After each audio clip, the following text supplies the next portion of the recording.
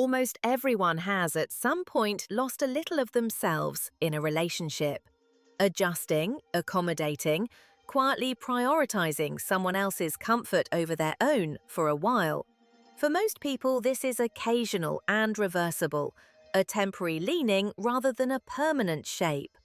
For others, it becomes a deeper pattern that runs through every close relationship, friendships, family, romantic partnerships, even work. Psychologists call this pattern codependency, and despite how often the word gets used loosely online, it describes something quite specific, a way of organizing your sense of safety and worth around someone else's needs, moods, or approval, often without realizing it's happening at all. This video opens Series 12 of Healing Through Thoughts, a week dedicated to understanding codependency and moving towards something healthier, interdependence. We'll look at where codependent patterns actually come from, how they show up day to day, and why naming them clearly, without shame and without blame, is the first real step toward change. The term codependency originated in addiction treatment circles in the mid-20th century, used to describe family members of people struggling with substance use who organized their entire emotional lives around managing someone else's addiction, anticipating relapses, covering for consequences, and slowly losing track of their own needs in the process. Over time, clinicians and researchers recognized that the same underlying pattern showed up well beyond addiction contexts entirely. In any relationship where one person's sense of stability becomes excessively tied to another person's behavior, mood, or approval. At its core, codependency involves a few consistent, recognizable features: difficulty identifying or expressing your own needs, an outsized sense of responsibility for other people's feelings or problems, a strong, sometimes disproportionate fear of conflict or disapproval, and a tendency to define your own worth through how needed, helpful, or approved of you feel in any given moment. It is not the same as simply being a caring, generous, or attentive person. Plenty of warm, giving people are not codependent at all. The distinguishing feature is the degree to which your own emotional equilibrium depends on someone else's, to the point where their bad day can derail yours entirely, or their approval can feel like the only thing standing between you and a sense of falling apart. Understanding this distinction matters because it means the goal of this work is never to become less caring. It's to learn to care from a place of stability, rather than from a place of quiet, constant dependency on someone else's emotional weather. Codependency rarely appears out of nowhere, fully formed in adulthood. For most people, it begins as a sensible, even necessary adaptation to an early environment that genuinely required it. Children raised by a parent struggling with addiction, mental illness, chronic conflict, or simply significant emotional unpredictability often learn very early to read the emotional weather of the household and adjust themselves accordingly, staying quiet during tension, anticipating needs before they're voiced, becoming whatever the situation seemed to require in order to keep things calm and avoid triggering a difficult reaction. This isn't a flaw or a weakness in the child. It's an intelligent, adaptive response to an environment where safety genuinely depended, at least in part, on managing the people around them. A child who learns to read a parent's mood with precision and adjust their own behavior accordingly is doing exactly what their circumstances demand of them, and doing it well, often at considerable personal cost. The difficulty is that children don't typically grow out of strategies that once worked. They carry them forward into adulthood, often without ever realizing the original reason for the pattern is long gone. A strategy that helped an 8-year-old survive an unpredictable household can end up running, entirely unexamined, inside a 40-year-old's marriage, friendships, or career, decades after the actual danger that necessitated it has passed. The pattern persists not because it's still needed, but because nothing ever came along to teach the nervous system that the danger is over. Attachment theory offers another useful lens for understanding where these patterns take root. Children depend entirely on caregivers, not just for physical safety, but for help regulating their emotions, learning, through thousands of small repeated interactions, whether the world and the people in it can be trusted to respond consistently to their needs. When caregivers are unpredictable, overwhelmed, or themselves emotionally dependent on the child for support, children often adapt by becoming hyper-attuned caretakers themselves, managing a parent's mood, mediating conflict between adults in the household, or becoming the family's de facto emotional shock absorber. Family systems theory adds further depth to this picture by describing how families often assign, without ever explicitly discussing it, specific roles to each member: the peacekeeper, the responsible one, the scapegoat, the golden child, the one who never causes trouble.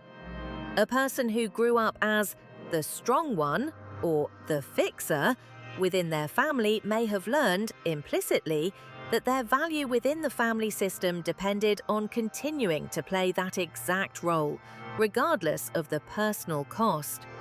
These roles rarely get formally retired when childhood ends.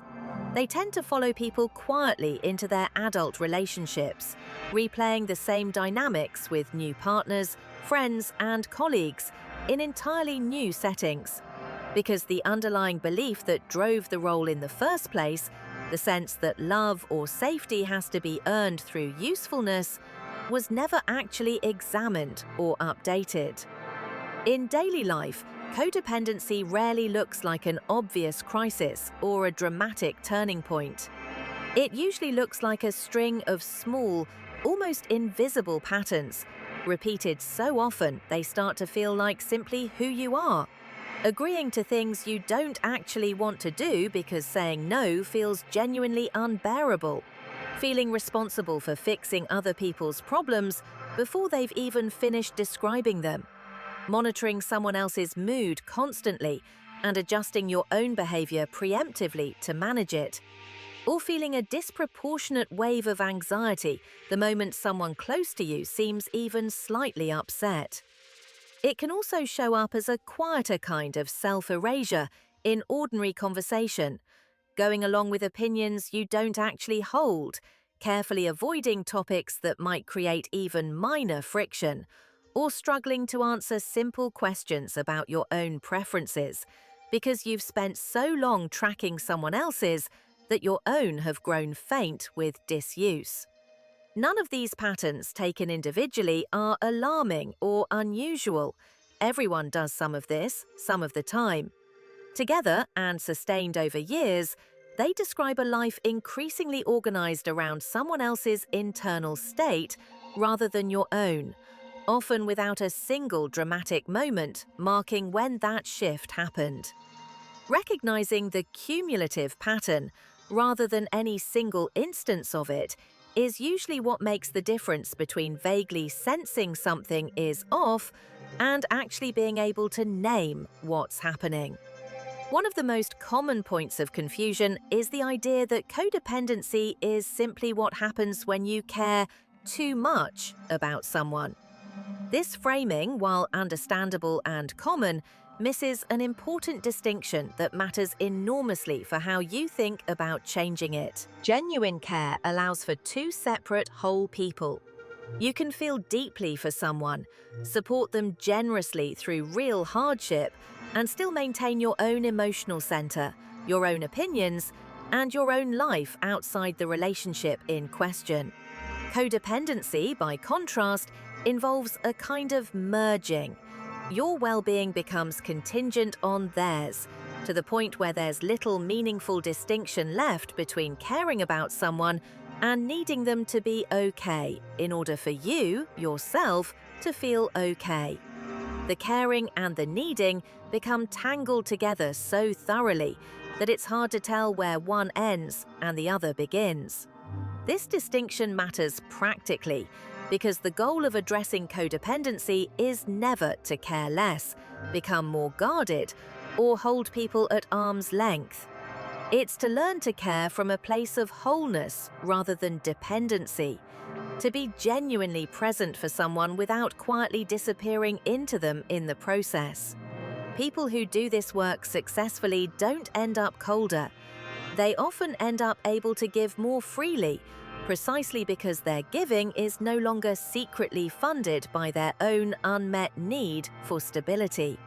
Many people who recognize these patterns in themselves report a strange, almost contradictory mix of relief and discomfort the first time they encounter the word codependency, applied honestly to their own life. Relief because finally there's specific language for something that's been operating quietly, almost invisibly, for years without a name. Discomfort because naming it can feel uncomfortably close to an indictment of relationships or family members they still love deeply and don't wish to blame. It's worth being clear about this. Identifying codependent patterns is not, and was never meant to be, an accusation, either toward yourself or toward the people who shaped you. Most codependent behavior developed for entirely understandable reasons, in response to real circumstances that genuinely called for adaptation. And it's often passed down across generations without anyone ever choosing it consciously or maliciously. Naming the pattern isn't an accusation. It's simply the first accurate map of where you currently are, and an accurate map is the only thing that real change can actually be built from. You cannot navigate out of a place you haven't honestly located yourself within. Over the rest of this series, we'll look at how these patterns specifically show up in practice, through rescuing, control, and people-pleasing. And most importantly, what healthier, more sustainable interdependence can look like instead, starting today rather than someday.